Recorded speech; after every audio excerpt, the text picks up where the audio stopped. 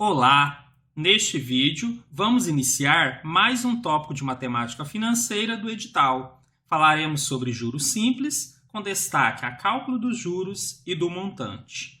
Você aprenderá aqui o significado de juros simples e as fórmulas que serão usadas na resolução de exercícios. Resolveremos ainda exemplos da banca Sesgran Rio. Na descrição do vídeo temos o material utilizado em formato PDF, facilitando o estudo.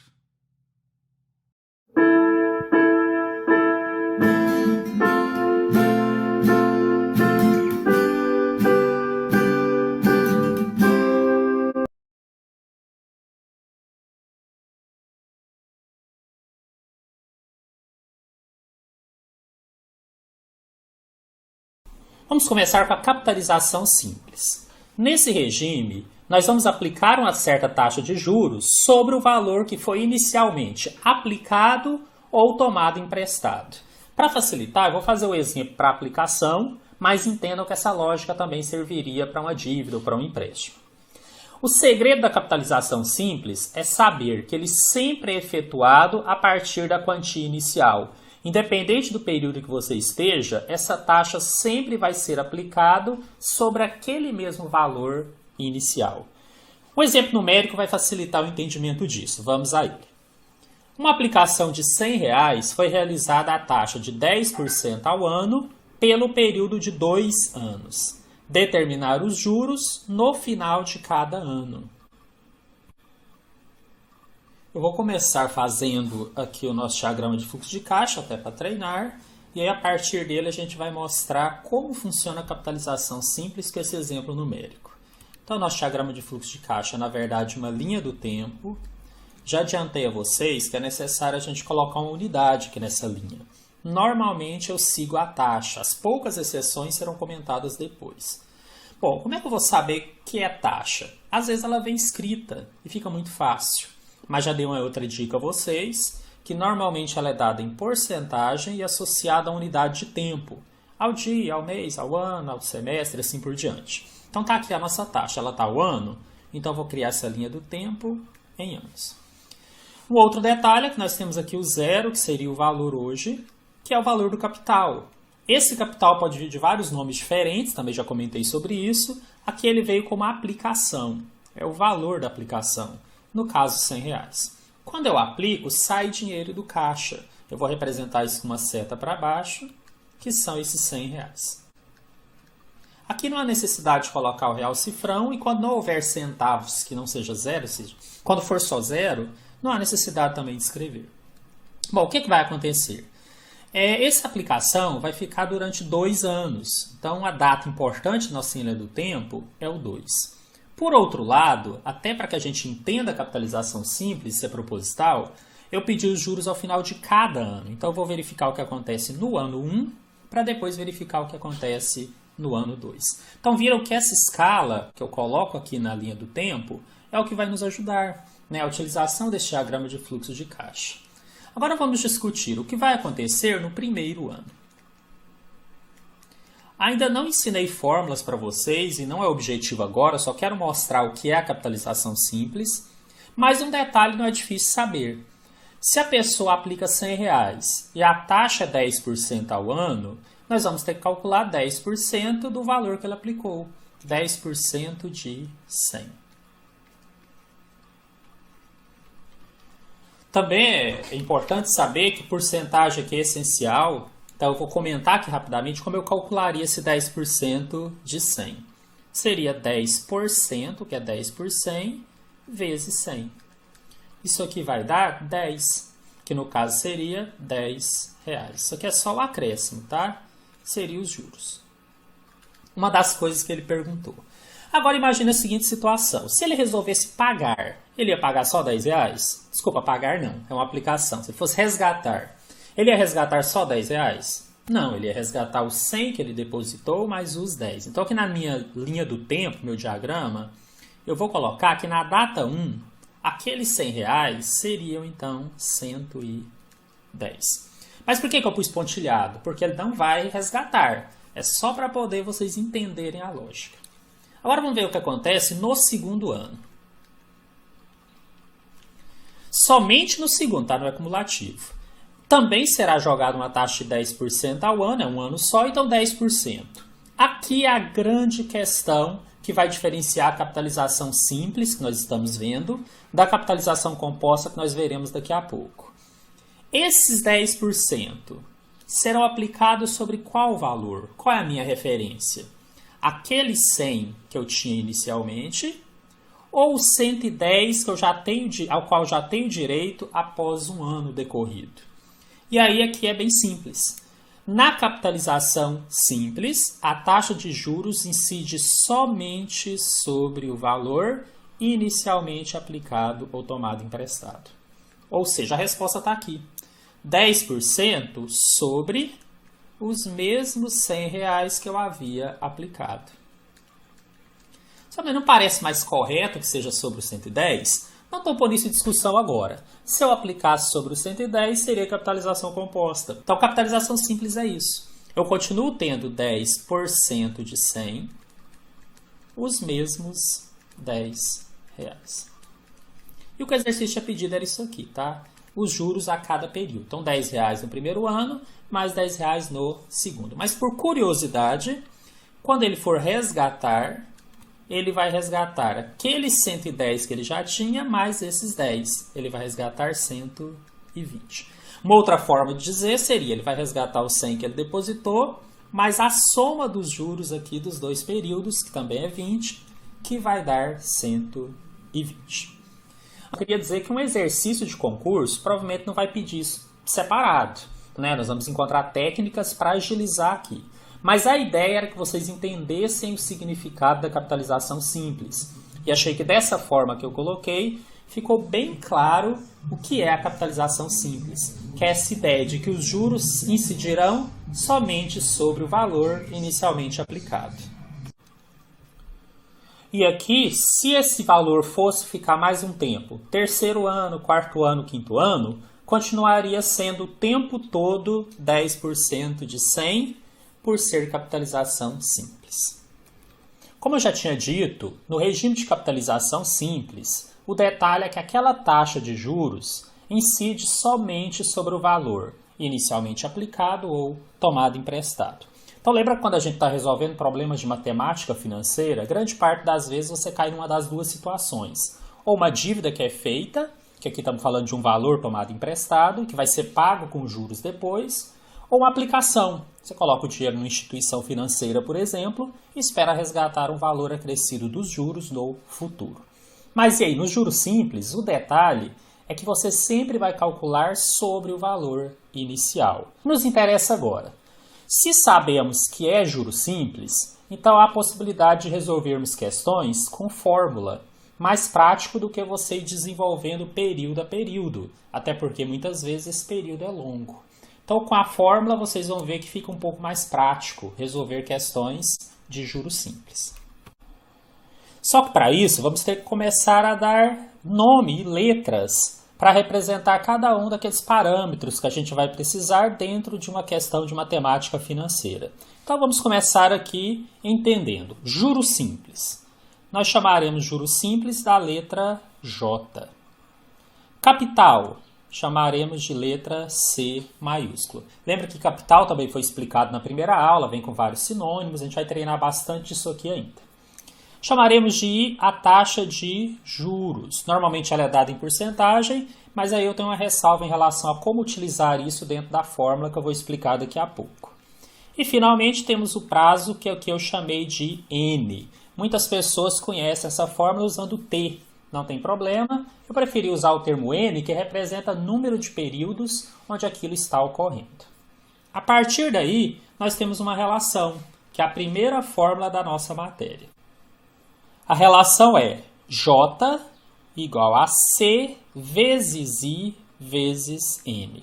Ou seja, como a taxa de juros incide somente sobre o valor inicial, isso se torna uma coisa proporcional e bem direto mesmo. Então, para calcular o juros, se eu conheço o capital, a taxa e o prazo, basta multiplicar esses três fatores. Bom, mas eu falei que eu tinha uma observação em relação à taxa de juros. Algumas pessoas conhecem essa fórmula assim: C vezes I vezes N sobre 100. Ou às vezes no lugar do N está o T, a mesma coisa. Quando a fórmula é colocada dessa maneira e a taxa está em porcentagem, vamos supor 20%, você jogaria os 20 aqui, no lugar do I. É uma maneira. Eu preferi não fazer assim, porque quando a gente chegar lá em juros compostos, eu não acho interessante trabalhar com a taxa dessa maneira. Então, para que vocês não tenham que depois lembrar quando pode e quando não pode, eu simplifiquei. Então, quando eu usei a fórmula sem o 100, tirando esse 100, faz com que a minha taxa, se fosse 20%, por exemplo, bastaria eu colocar ela assim, 20 por 100. E naturalmente o 100 surgiria ali dentro, tá bom? É só uma estratégia, mas é bom comentar isso, porque eu sei que muitos de vocês já conhecem um pouquinho dessa matéria e às vezes aprenderam um pouco diferente. Quero deixar claro, não está errado o jeito que você aprendeu, se for o caso, mas também não está errado o jeito que eu estou ensinando. Criei um critério aqui, eu acho que é legal seguir, porque aí quando a gente padroniza, a gente não confunde. E a estratégia que eu usei foi essa. Outra observação. A taxa e o prazo obrigatoriamente na mesma unidade. Já falei para vocês que a taxa ela é normalmente dada em porcentagem e associada a alguma unidade de tempo. Ao mês, ao ano, ao dia, assim por diante. Então tem uma unidade ali. E por outro lado, quando a gente trabalha com o prazo ou tempo, ele também tem uma unidade. A aplicação vai ser por tantos dias, tantos meses, tantos anos. Quando as duas coisas estiverem na mesma unidade, eu não preciso me preocupar em transformar. Mas quando tiverem unidades diferentes, a transformação vai ser necessária. Não se preocupem se não entenderam totalmente o que eu falei. A gente vai pôr em prática logo aqui na sequência, vai ficar bem claro para vocês. Só que agora que começamos a falar de fórmulas, surge uma outra preocupação. Preciso decorar essas fórmulas? Bom, a minha sugestão é que você realmente decore, mas não agora. Então, a ideia é que você comece a utilizar as fórmulas e elas comecem a ficar tão naturais para você que às vezes você usa sem nem perceber. E aí não tem essa preocupação em decorar. Mas, claro, existe a possibilidade que você não lembre todas elas quando estiver ali mais próximo da prova. Então, o que você vai fazer? Você vai pegar aí um caderno, um bloco, alguma coisa onde você possa fazer anotações e que fique fácil aí quando você precisar. E você vai criando a sua relação aqui de fórmulas. Quando você for resolver exercícios, principalmente os primeiros, você pode sim recorrer a essa folha, não vejo o menor problema, porque o objetivo vai ser interpretar as questões e saber quando usar cada uma. E eu vou ensinar isso para vocês. Quando estiver mais próximo da prova, aí eu mesmo vou sugerir alguma coisa para ajudar a decorar. Mas aí vocês vão perceber que muitas delas nem precisa, vocês já lembrarão. Tá? Então a minha sugestão é essa, pega um bloquinho aí, eu vou pôr como 2, porque nós estamos no capítulo 2, tá? Juros simples. E já vou colocar a primeira aqui, ó. J igual a C vezes I vezes N. Acredito que isso aqui seja suficiente. Essa ideia de taxa e prazo estar na mesma unidade, vocês vão se acostumar com isso, né? Não precisa nem anotar. E saber jogar a taxa aqui na forma correta, em porcentagem, também vocês vão aprender com exercício. Não acho necessidade, não acho que precisa anotar. Então, por enquanto, anote desse jeito, deixe fácil. Quando a gente precisar, a gente vai recorrer a ela. Bom, com isso já podemos fazer o nosso primeiro exemplo da matéria. As operadoras de cartões de crédito, em geral, cobram 12% ao mês por atrasos no pagamento. No caso de atrasos superiores a um mês, o sistema utilizado é o de juros compostos. E no caso de atrasos inferiores a um mês, utiliza-se o sistema de juros simples. O vencimento da fatura de um cliente é no dia 5. Mas ele só receberá o pagamento do seu salário no dia 15 do mesmo mês, quando então fará o pagamento da fatura com atraso de 10 dias. Se a fatura desse cliente é de R$ 900, quanto ele pagará em reais de juros? Bom, quando você for resolver uma questão, essa aqui é do concurso da Petrobras 2014, o ideal é que você crie ali um roteiro de raciocínio. E eu tenho um que vou passar para vocês aí, ó, primeiríssima mão. E vocês vão perceber que esse roteiro, né, que são a técnica de fazer por etapas, por passos, ele vai ser usado tanto em questões mais simples, quanto em questões mais complexas depois. Então eu acho ele bem interessante, se quiserem, adotem. O que seria? Você vai dividir o exercício em 5 etapas. E não se preocupe, porque o exercício não vai ficar mais longo por causa disso. Apenas ele vai ficar organizado. Qual que é a primeira etapa? Vou citar todas elas e depois eu vou pôr em prática aí para vocês entenderem melhor.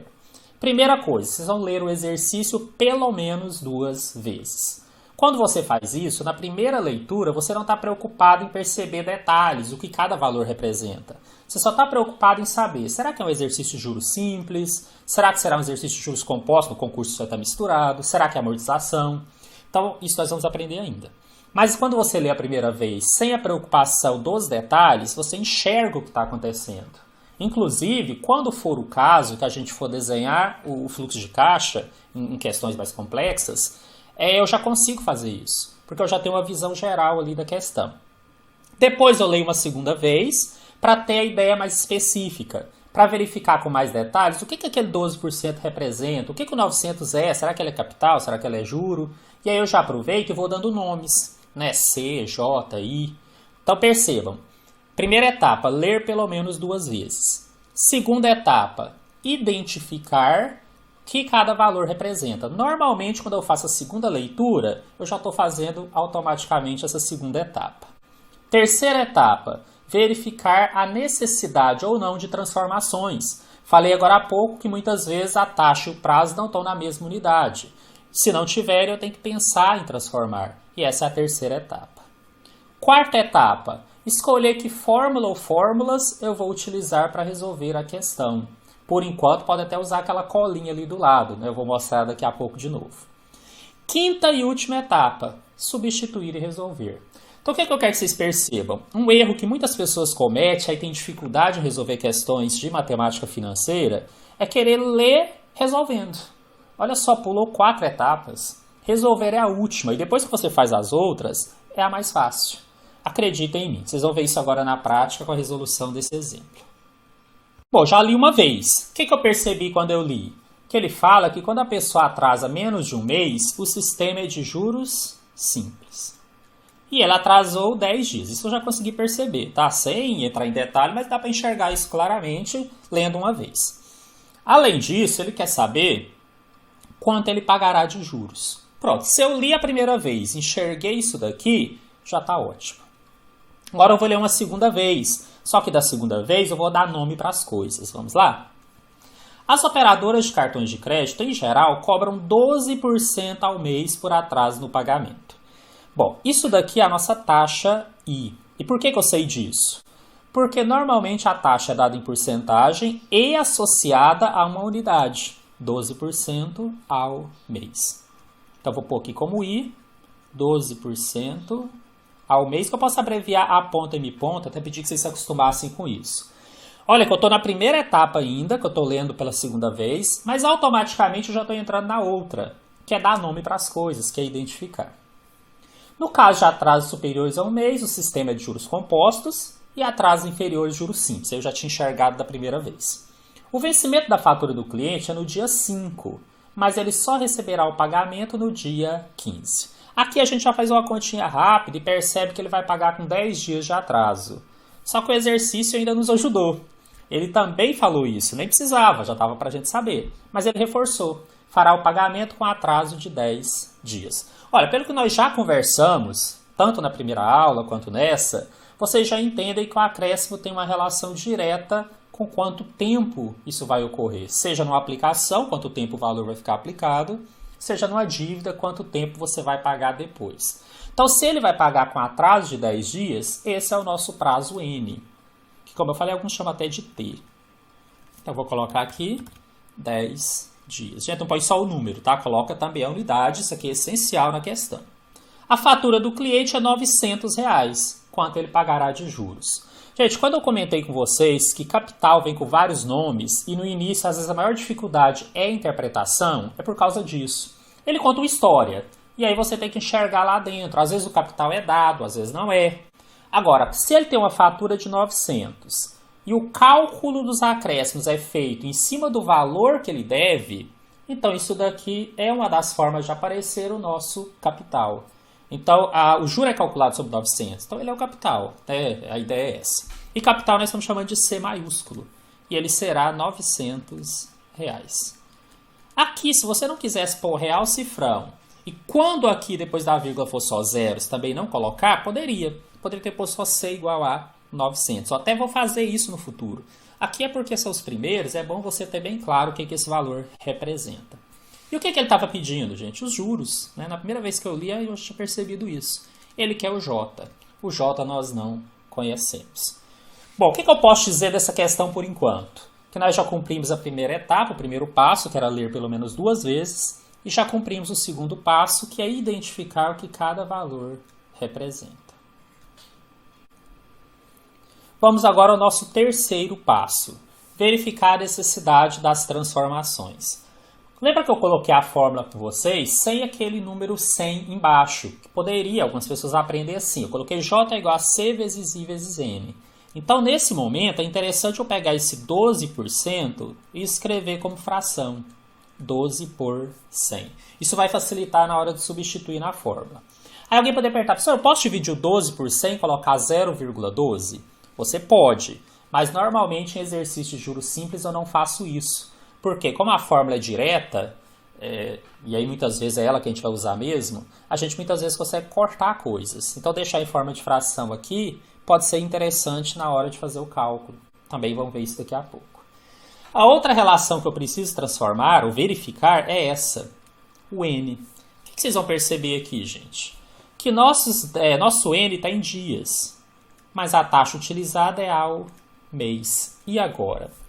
Minha sugestão, tente não mexer na unidade da taxa. Na verdade, a taxa tem alguns detalhes que nós aprenderemos no item específico. Então, por enquanto, não mexam em taxa.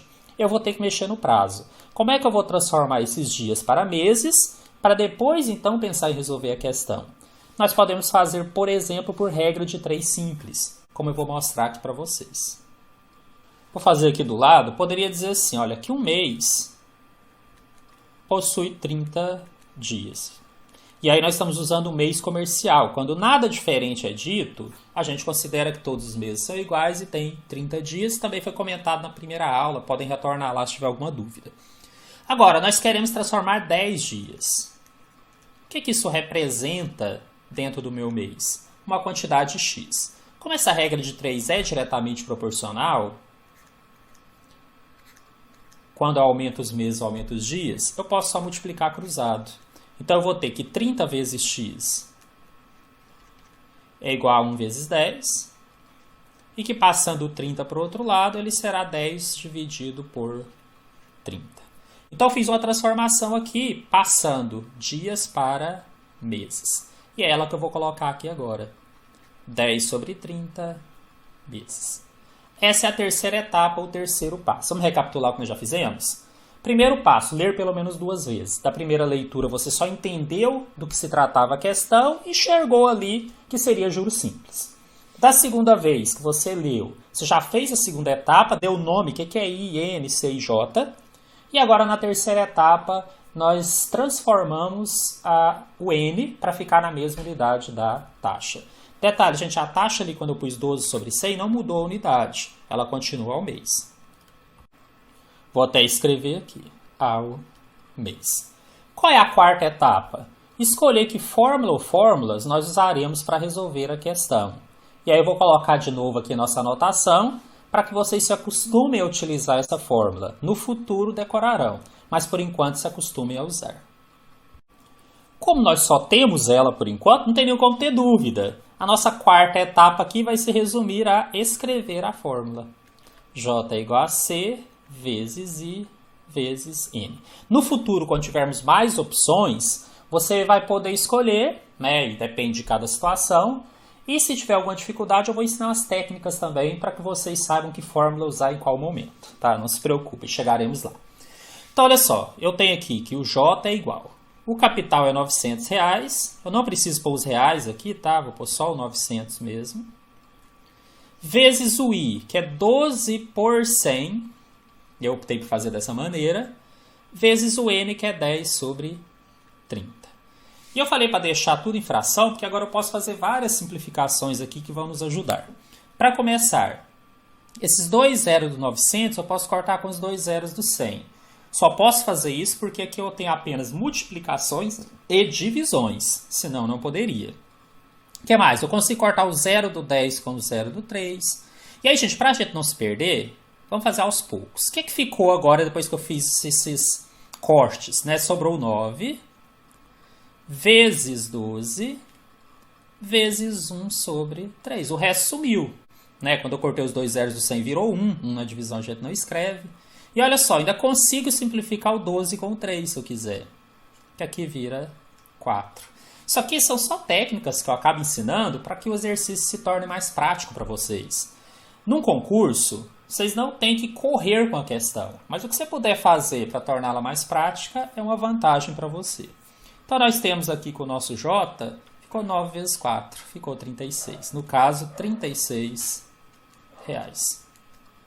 Nosso gabarito está aqui na letra C. Uma questão aí relativamente fácil, mas que você não pode subestimar a matéria. Tá? O que acontece na prática, e eu até aproveito isso nesses primeiros, é que se você tiver um roteiro na sua cabeça, né, desenvolvimento de problemas, aí sim ela se torna fácil. Outro detalhe é que, como eu dividi em várias etapas, dá a impressão que o exercício é muito grande, que eu estendi o exercício. Mas, gente, não é bem assim. Né? Como é o primeiro, realmente eu fiz com mais calma, mais devagar. Isso aqui com a prática você faz super rápido. Né? Essas etapas que eu acabo descrevendo, você faz automático. Você só lembra, vou ler aqui 2 vezes, já vou escrever o que é, daqui eu vou pensar na transformação, vou verificar, tem hora que nem precisa, mas a gente verifica. Aí eu já vou pensar na fórmula e vou resolver. Né? E o exercício não fica tão longo assim. Isso também vai ter treino, vocês vão ter oportunidade de fazer exercícios e colocar em prática isso e fazer com que você ganhe também uma certa agilidade. Né? Não é pressa, uma certa agilidade no desenvolvimento da questão. Bom, vamos falar agora sobre cálculo do montante. Esse montante seria a soma do capital aplicado mais os juros. Gente, só reforço que quando a gente estuda isso daqui, pode ser aplicação ou pode ser uma dívida. Eu vou explicar para aplicação, porque é prático escolher um deles, mas tudo que eu falar para aplicação, entenda que vale para a dívida também, o financiamento, empréstimo e tudo mais. Então imagine que você aplicou um certo valor no banco. No futuro, você vai resgatar o que você aplicou mais os juros. Esse total é o que chamamos de montante e que nós representaremos aqui pela letra M maiúscula. E aí daqui nós temos mais 2 fórmulas possíveis. Uma que é a própria definição de montante, que é a soma desse capital aplicado mais os juros. E juntando essa fórmula com aquela outra do J, nós podemos relacionar diretamente o montante com o capital sem precisar calcular os juros, que é essa segunda fórmula. Montante M é igual a capital vezes, abre parênteses, 1 mais a taxa I vezes o N. Mesmos critérios de lá, né, da forma do juro. O I, se tiver em porcentagem, você vai escrever o número sobre 100. E o N tem de estar na mesma unidade da taxa. Outra observação aqui, que é para ajudar vocês, eu coloquei alguns sinônimos aí com esse montante pode aparecer ou vir pedido. Tinha feito isso lá no capital da primeira aula, fiz com os juros, agora eu estou fazendo com montante. Dentro de um exercício, às vezes ela aparece como valor futuro, como valor final. Quando é uma dívida, o valor total a ser pago, só o valor a ser pago, ou o valor devolvido. Quando é aplicação, às vezes ele vem como valor total resgatado, é o que você está pegando. Quando é dívida, valor total da quitação, e assim por diante. A ideia é, você vai treinar para que quando aparecer algum desses termos, você vai saber que refere-se a montante. Por enquanto, se você está resolvendo uma questão e tiver dúvida, ainda pode retornar aqui no material, né, que você tem ele em PDF também, e dar uma olhada. O que não vai deixar de fazer a questão por isso. E aí continue treinando e insistindo até que isso se torne natural para você. Bem tranquilo, tá? Nada demais. O fato é que agora temos mais 2 fórmulas. Então nós vamos acrescentá-la ali no nosso bloquinho para que depois, quando a gente precisar, a gente tenha isso de fácil acesso. Então já tinha J igual a C vezes I vezes Z, estamos dentro de juros simples ainda. Montante M será capital mais juros. E montante é igual a capital vezes 1 mais a taxa I vezes o prazo N. Vamos deixar aqui por enquanto, quando precisarmos a gente vai utilizar. Em algum momento pode ser que a gente nem precise, né? Que você se acostume aí de tanto utilizar e essa fórmula já fique meio que diretamente na sua cabeça. Vamos resolver exemplo colocando em prática isso que eu acabei de falar. Então temos aqui mais uma questão da banca Sesgran Rio, essa caiu no concurso da Petrobras 2012. Com o objetivo de aguardar o momento de investir em um imóvel para ampliação dos negócios, a empresa X e X aplicou o valor de 1.200.000 a juros simples de 1,5% ao mês durante 3 meses. Qual o montante do valor aplicado em reais ao final do segundo mês? Olha, gente, lembra a primeira etapa, ler pelo menos 2 vezes. Eu já li a primeira vez e percebi que é um exercício que envolve juros simples e já percebi que ele quer saber o montante. Só que cuidado, ele quer o montante no final do segundo mês. Olhei só o geral, né? Não olhei detalhe, o que ele forneceu ou não e tudo mais. Mas já tenho a noção aí do meu exercício. Agora eu vou fazer a segunda leitura e daqui eu já passo para a segunda etapa também. Já vou dando nome àquelas coisas que o exercício me forneceu. Com o objetivo de aguardar o momento de investir em um imóvel para ampliação dos negócios, a empresa X e X aplicou o valor de 1.200.000. Gente, ele falou que isso aqui é o quanto ele está aplicando hoje. Então, esse é o nosso capital. É sobre esse valor que depois terão os acréscimos. Né? Então, o C é igual a 1.200.000 reais. Está dentro daqueles sinônimos que eu coloquei para vocês da primeira aula, em como o capital poderia aparecer dentro de uma questão. Bom, essa aplicação é a juros simples, já tínhamos visto isso, de 1,5% ao mês. Olha, temos uma porcentagem associada à unidade do tempo, e isso, via de regra, é a nossa taxa I. 1,5% ao mês. Isso vai ocorrer durante 3 meses. Então, aqui ele já está dizendo quanto tempo isso vai ocorrer. Mas tem um detalhe. E aí eu peguinha dessa questão, por isso que a gente tem que ficar muito atento. E por isso que eu li a primeira vez sem me preocupar com o detalhe. Senão eu já erraria aqui. Ele falou que vai aplicar por 3 meses, mas isso não importa. Porque ele quer o montante no final do segundo mês. Então, na verdade, o nosso N é 2. Ou seja, se eu jogo 3, eu descubro o montante no final do terceiro. Tudo bem, é o que ele vai resgatar. Mas não é o que o exercício perguntou. Viram como a questão de concurso às vezes pega no detalhe? E essa primeira leitura que a gente faz nos deixa atentos, né, em relação a isso. O que mais está dizendo aqui? Que ele quer o montante, ele quer o M. Aqui então nós já vencemos 2 etapas do exercício. Já lemos pelo menos 2 vezes. Quando falo pelo menos pode ler mais, se precisar. E já especificamos o que cada valor representa. A terceira etapa é verificar a necessidade das transformações. No caso, a nossa taxa está em porcentagem, eu vou escrevê-la como 1,5 por 100. Mas ela continua ao mês. Isso aqui nem é bem uma transformação, mas é uma das coisas que eu vou fazer pela maneira que eu coloquei a fórmula. Né? O jeito que eu coloquei a fórmula me pede que eu faça isso. E o N, esse eu tenho que verificar. No nosso caso, é boa notícia, o N está em meses e tem uma taxa que também está ao mês. Então, aqui não vai ser necessário fazer aquela transformação que eu fiz no anterior. Já posso pensar na próxima etapa, que é escolher que fórmula eu usarei para resolver a questão. Quero deixar claro que aqui a gente já está indo para a quarta etapa. Viram que, na verdade, não é demorado? É só mesmo uma organização de ideias. Vai fazer toda a diferença na prova de vocês. Gente, e agora? Que fórmula que eu vou usar? O que é melhor e o que não é? Eu vou ensinar para vocês aqui uma técnica de asteriscos. É isso mesmo. Então, a técnica que vai te ajudar a decidir que fórmula você vai usar para resolver a questão. Como é que ela funciona? Eu vou tendo as fórmulas aqui do lado, eu vou pegar e marcar com asterisco aqueles termos que o exercício me fornece. Por exemplo, ele me forneceu o capital. Então, eu vou marcar com asterisco o capital em todas as vezes que ele aparece. Que está aqui. Ele me forneceu a taxa I. Então, vou marcar com asterisco todas as vezes que essa taxa I aparece. E ele me forneceu o N. Vou marcar com asterisco todas as vezes que o N aparece. Por que isso, gente? Porque agora eu sei que eu consigo usar aquelas fórmulas onde apenas um termo não está marcado. Se eu tiver uma fórmula que faltam 2 coisas, essa eu não consigo utilizar no momento. Posso até utilizar depois, se eu fizer um cálculo sucessivo. Então, olha só, se eu quisesse usar a primeira fórmula aqui, eu conseguiria. Porque se eu tenho o capital, a taxa e o prazo, eu acho o J. Posso fazer isso, mas não é o que o exercício me pediu. Ele pediu o montante, mas seria possível. A segunda fórmula, por enquanto, eu não conseguiria usar. falta o M e falta o J. Se faltam dois termos, eu não vou conseguir resolver.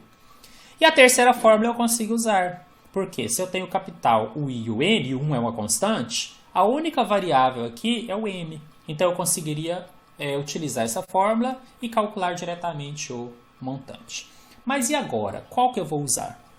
Gente, se eu usar a primeira, calcular o J, e depois substituir o J aqui na segunda, eu vou achar o montante.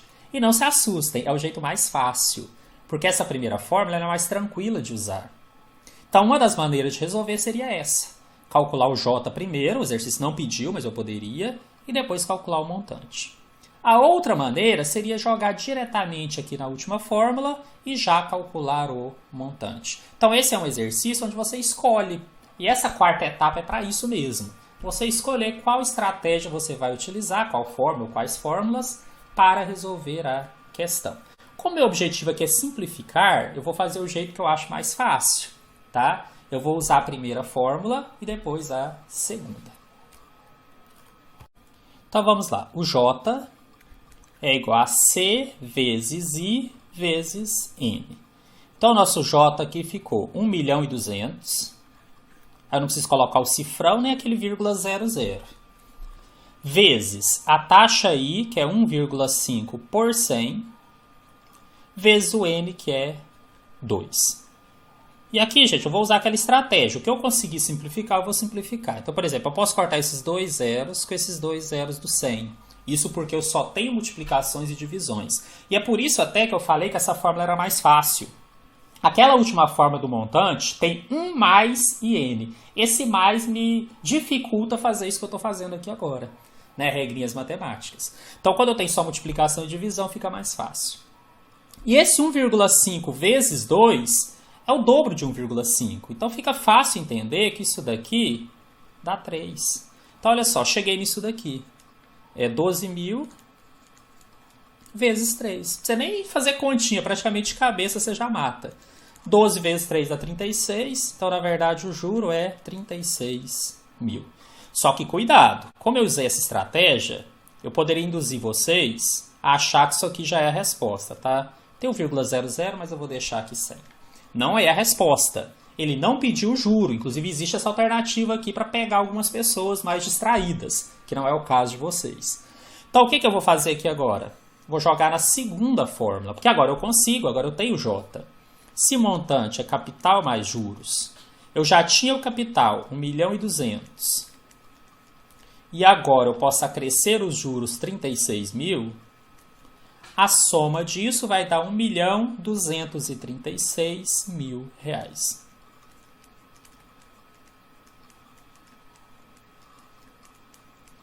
Que é o montante. E agora sim, o gabarito da nossa questão.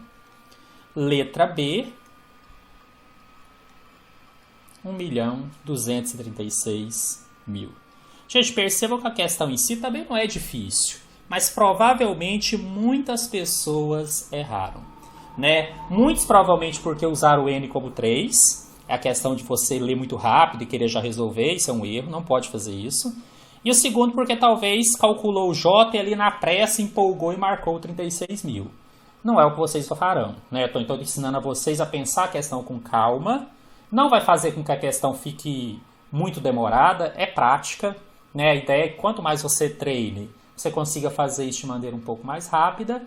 Por outro lado, você não erra, né? Você faz a questão uma vez só e já mata e já acerta também, sem a preocupação de ter que retornar para procurar erro depois, né? Você já acerta diretamente.